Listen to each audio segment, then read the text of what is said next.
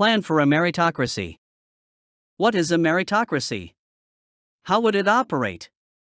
That is the key. A meritocracy has to work, it has to bear fruit. The fruit of the faith is prosperity. The prosperity gospel has been much maligned, as it should be. Prosperity is not meant to glorify the world nor build up the ways of the flesh.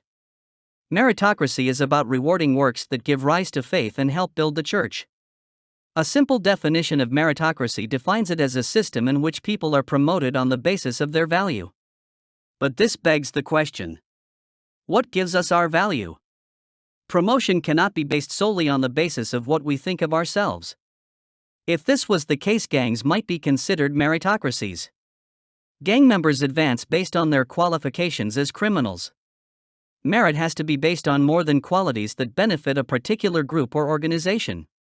It is questionable if we have merit when what we do benefits a tyrant. Merit is another term for value. That being said, it is reasonable to assume if one has merit, one has value. Interestingly, value can be measured if channeled through a market. But what sort of market? Because it cannot be established that creating value for a global corporation is the equivalent of having merit. Therefore, meritocracy has suffered from a lack of clarity and indeed, from misrepresentation. But that is because merit has been tied to secular systems of remuneration. A capitalist has merit when he creates profits for the corporation. A politician has merit when he provides the needy with the things they need. But is this a system based on merit as a meritocracy is said to be? Is value subjective? Can anyone decide what someone else is worth? If so, merit is largely a self-serving idea. Do we only have merit when what we do serve the interests of someone in a position to validate us? But that is the problem. If our value comes from someone else, we do not have merit in an absolute or biblical sense. If we are exposed to the impositions of others, our merit is compromised by the needs of someone else. How can we have merit if our choices are being countermanded or invalidated? A tyranny deprives us of merit. The very idea of merit in an absolute sense implies autonomy. This is why those who have merit are promoted. They are given more autonomy. We understand this when it comes to individuals, but we often forget this when discussing groups and communities. Most people also conveniently forget that democracy is not about merit or autonomy but about consolidating power. An election is a process in which the people assign their power to a few persons. One can say the politician has merit based on his election win, but few believe this and never believe it if the one elected is not the one they voted for. To have merit is to have value. But we must still decide how is value determined. Democracy assumes a person's merit is defined by popularity, whereas commercial operations think merit is defined by how much profit one generates. Communists tend to associate merit with the capacity to distribute wealth. There is then the problem of how to measure merit. The idea is to give those with value sufficient freedom to generate value, but not so much freedom they are able to abuse it.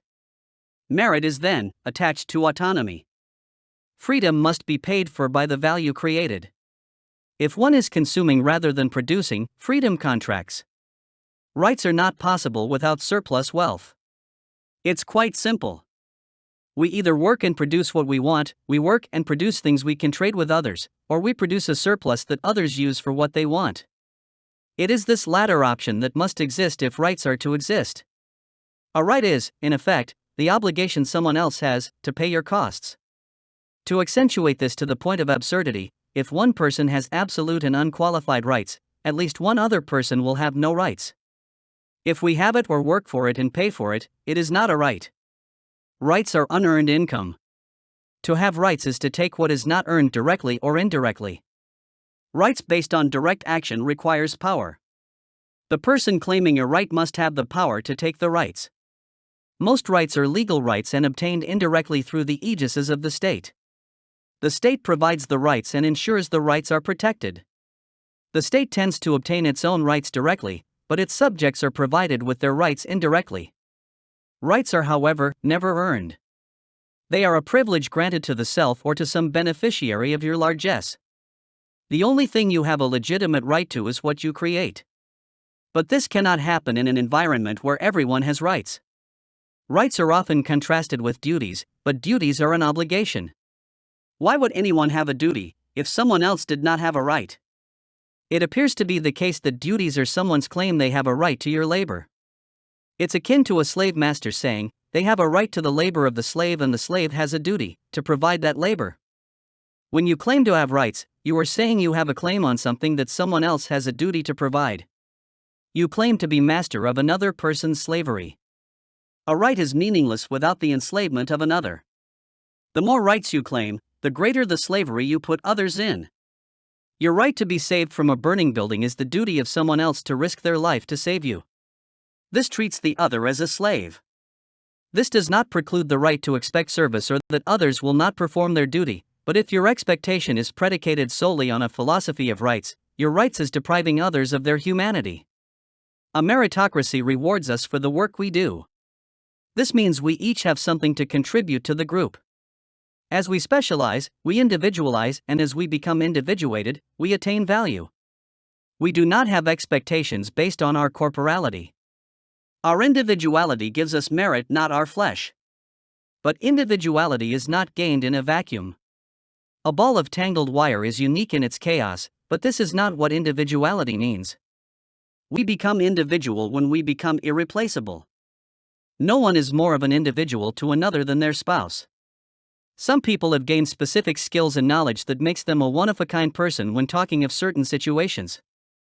However, individuality requires a maturity that comes as we separate from our parents and forge an independent existence. It is the skills we learn as we strive for independence that permits us to develop our individuality. That being said, a totalitarian system in which all power is concentrated at the top will necessarily stunt individuality, even as the independence of a person is stunted if they never leave the parental adobe. Prosperity is through specialization and specialization is through individuation. The higher the specialization, the greater the individuation. We literally gain merit through our individuation, which, as said, proceeds through increased levels of specialization. If we all do the same things the same way, we cannot progress far as individuals. The question then is, what kind of system generates or permits the highest level of specialization, and in the process, the highest level of individuality? That ought to cause us to question just how many actual systems or choices are there. You might be surprised to discover when we talk about fundamental options, there are only two. We can evangelize or liberalize. Liberalism as an ideology covers a much bigger area than political liberalism. Ideologically, liberalism encompasses all systems that are legalistic.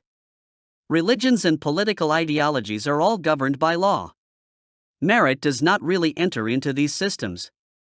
What matters is compliance to the legal system. Evangelistic systems, of which there are only one, are different. Evangelical systems are based on morality. Morality is attached to individuals, not groups. But the moral being needs a moral environment in which to operate. Indeed, to have merit is to be moral.